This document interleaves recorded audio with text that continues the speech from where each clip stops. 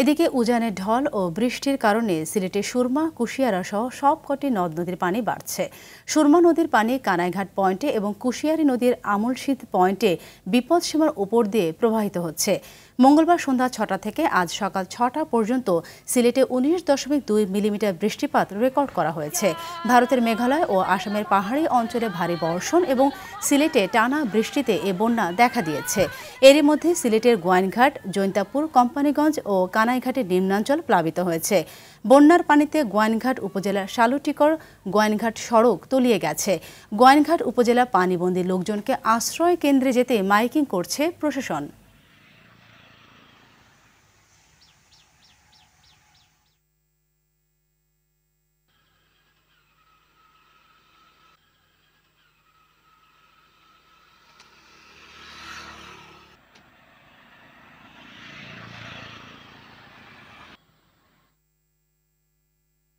দর্শক, বন্যা পরিস্থিতির খবর জানাতে সুনামগঞ্জ থেকে সরাসরি যুক্ত হচ্ছেন সহকর্মী শহীদ নূর। নূর, বিভিন্ন নদ নদীর পানি তো বেড়েই চলছে, তো এই বিষয়ে আপনার কাছে সর্বশেষ কি তথ্য রয়েছে, আর স্থানীয় জনগণ যারা রয়েছে তারা নিরাপদ স্থানে রয়েছে কিনা আমাদের জানাবেন।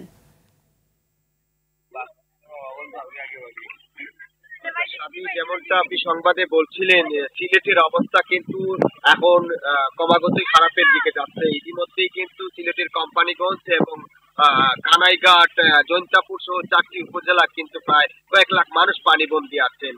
তো যেটি বলছিলেন আপনি, পাহাড়ি ঢলে কিন্তু এই সিলেটে এবং সুনামগঞ্জ অঞ্চলের সুরমা নদী, কুশিয়ারা এবং সিলেটের সারি নদী বেশ কয়েকটি নদীর পানি কিন্তু বিপদসীমার উপরে রয়েছে। এখনো সুনামগঞ্জে বিপদসীমার কিছুটা 100 সেন্টিমিটার উপরে আছে, তবে প্রতিকূল আবহাওয়ার অবস্থা কিন্তু বাড়ছে এবং এখন এই মুহূর্তেও কিন্তু বৃষ্টিপাত শুরু হয়ে গেছে সুনামগঞ্জ অঞ্চলে। যদি সিলেটের কথা বলি, মানুষ পানিবন্দী অবস্থায় আছেন, তাদের আসলে প্রশাসনিক ভাবে সহযোগিতার হাত প্রসারিত হচ্ছে। তবে এখনো যদি এটি পানি বৃদ্ধি সুরমা সহ যে চেরাপুঞ্জির যে পানি আসে, তাহলে এর বন্যা পরিস্থিতি আরো খারাপের দিকে যেতে পারে। তবে 2022 সালের যে বন্যার একটি অভিজ্ঞতা ছিল, এই কারণে কিন্তু সুনামগঞ্জের মানুষ সতর্ক রয়েছেন, তারা বন্যার বিষয়ে আসলে প্রস্তুতি নিচ্ছেন।